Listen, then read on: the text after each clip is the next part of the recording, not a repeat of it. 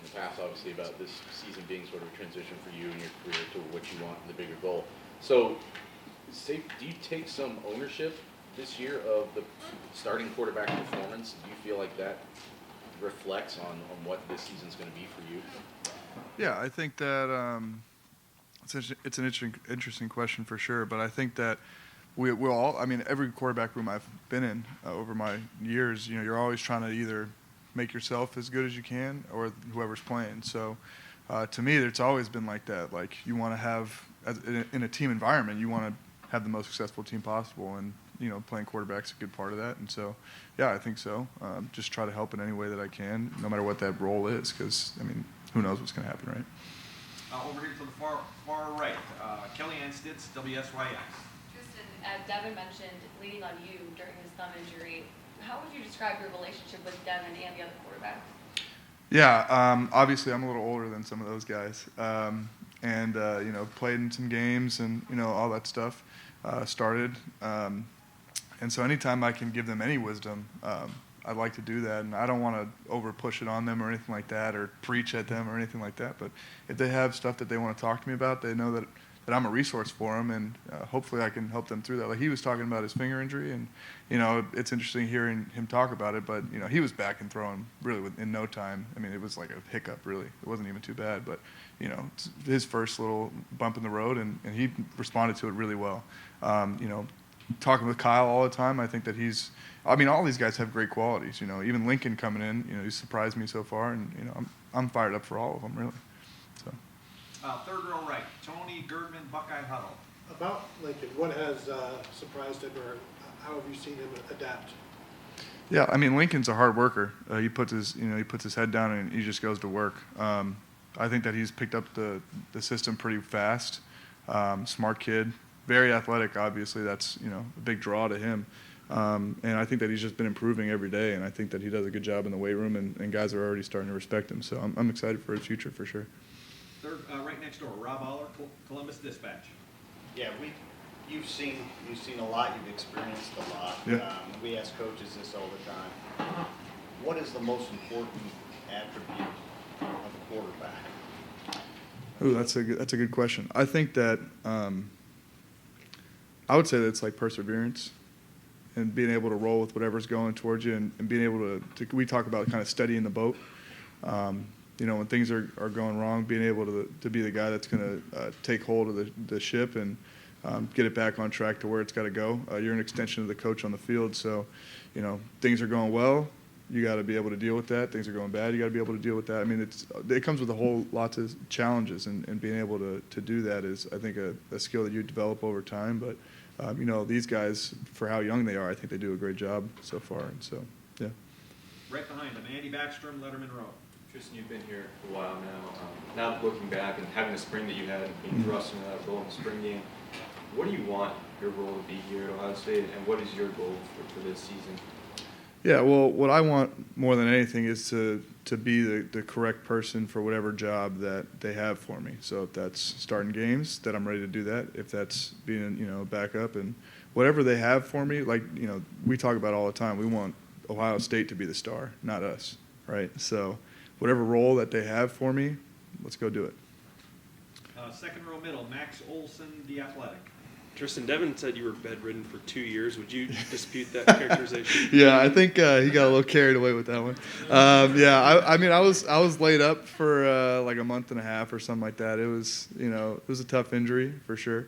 But I'm glad, we talked about persevering and being resilient in the face of adversity, and coming back and eventually getting back on the field, started feeling really good for the first time probably late October of last year, and then started to see a little bit of time. And so I was proud of myself at that point that I got back on the field at all. And coming up and having an opportunity like this that you can't pass up, I'm super fired up for the future. When you think back to 2016 and committing to Mike Riley and the Calabrasca movement and all that, and the journey you've been on since, yeah. Like, how do you look back on just the way that the twists and turns of your college career? Yeah, I think that I learned a lot. I changed a lot, and I grew a lot as a person. I think that there's so many life lessons that I took along the way. But I think at the end of the day, like, God's plan was, different than I thought it was going to be coming out of high school, but I wouldn't trade it for anything. We make plans and God laughs, and that's a saying my family says a lot, and I think that that's pretty true, being through it a couple times now. So. Right in front of him, Bill Rabinowitz, Columbus Dispatch. Tristan, I know you want to be a coach, so I'm going to ask you kind of a coach's question. Give me from a coach's perspective, your analysis, evaluation of Devin and Kyle. Yeah, I think that they have a lot of similar traits, and then there's some things that they do a little differently. I think that Devin has a way of extending plays. I think that he does a good job there, and Kyle's been around it a little bit longer, so he's got some good qualities as far as like depth of knowledge in the system. But I think Devin's catching up, and he's been doing a great job in the offseason, meeting and talking ball all the time. And it's really impressive, honestly, the amount of knowledge that they both have. And I think that's a good tip of the cap to Coach Day and Coach Hartline and Coach Fitch and Coach Dennis, who have been working with these guys for a long time. And they're not like you would think that they played a lot of games. Let's put it that way, because they're both very sharp. You've been around a long time. Could either of them start in most places you've seen already? Yeah, I think that obviously they were very highly touted recruits. They're competing to play at one of the blue chip programs in the country. I mean, you're an analyst. I'm sure that you would feel the same way. And I think that I think that they're very talented players for sure. Front row right, Tim May, Letterman row. I'm just still visualizing Bill as an analyst.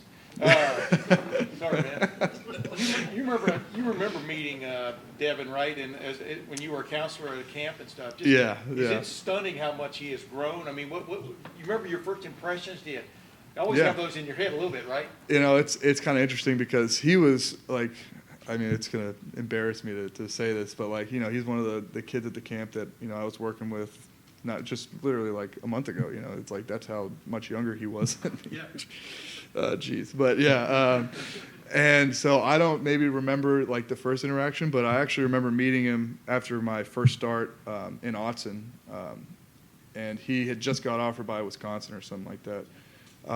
And I remember watching him throw, and I was like, yeah, it figures. The kid can play, throw, and he had a good frame and all that stuff.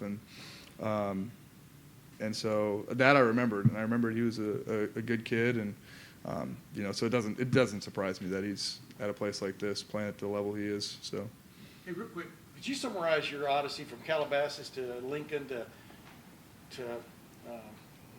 was it Corvallis? Yeah. To Columbus? I mean, what has been the most interesting stop, or you've got to be about as well-rounded a college student as there's ever been. But what's that been like? I mean, it's like you said, it's been a lot of stops, been a lot of stuff along the way, but I think that just learning and growing has been the thing that characterizes it more than anything else. The biggest lesson as a quarterback, for example, what have you learned that carries through all those spots? Yeah, I think that more than anything, quarterback is really a service position. I think that it's about serving your teammates, serving the program, and putting your teammates in the program before yourself. I think that's one of the biggest things that I learned, and I think that philosophy is what led to me being a captain 3 times at Oregon State, even with my injury. And that's the thing I'm most proud of is that guys were able to look at me even when I was going through some tough times, to be able to lean on it. So yeah. Thanks. We're right behind him, Ari Wasserman, The Athletic. You look at all the stops that you've been in, the quarterback rooms that you've been a part of, and then you come here and you kind of see Ryan Day in action. What is it about him and his coaching style, or is there anything that he does that has kind of made it make sense on how he's had 3 first-round picks, and does that put in perspective for somebody who wants to kind of follow that path too? Yeah, I've been fortunate. I got to be around Mike Riley when I was a young player, and he obviously had a boatload of experience and knowledge, and that season didn't go so well for us. But and then playing for Jonathan Smith, he's obviously a bright young coach in college football as well, and does a lot of things really awesome. I think that Coach Day is super detail oriented, and I think that even the littlest things will come up in a meeting, and being able to recall that and know that information when you take it onto the field is a big part of the offense. And obviously, he's been a coach here for a while, and it takes a lot to be a coach at a program like this. And so, I mean, I've been very impressed so far, and obviously was impressed watching him on TV, but working with him day in and day out, I think that it's surprising how approachable he is and how much he wants to pour into you, and I really love that. So. Deep right, Spencer Holbrook, Letterman Row. I guess in the same vein, once you're around for 6 years, do you feel like you kind of know just about everything there is to learn about playing quarterback? And then how much more extensive is your knowledge now? Yeah. That you've been here for a year to add on to what you did previously? Yeah, I don't think that you ever stop learning as a quarterback. There's always something new that some D coordinators putting out there, figuring out. I think it's just a constant growth mindset. That's really what's important. What was the second part of the question again? Sorry. I just was kind of curious, I guess, about that and how after 6 years there might be a certain level of use. Okay, but you need to learn more about mechanics and things. How you get here? And you said Coach Day's so detail oriented, I guess.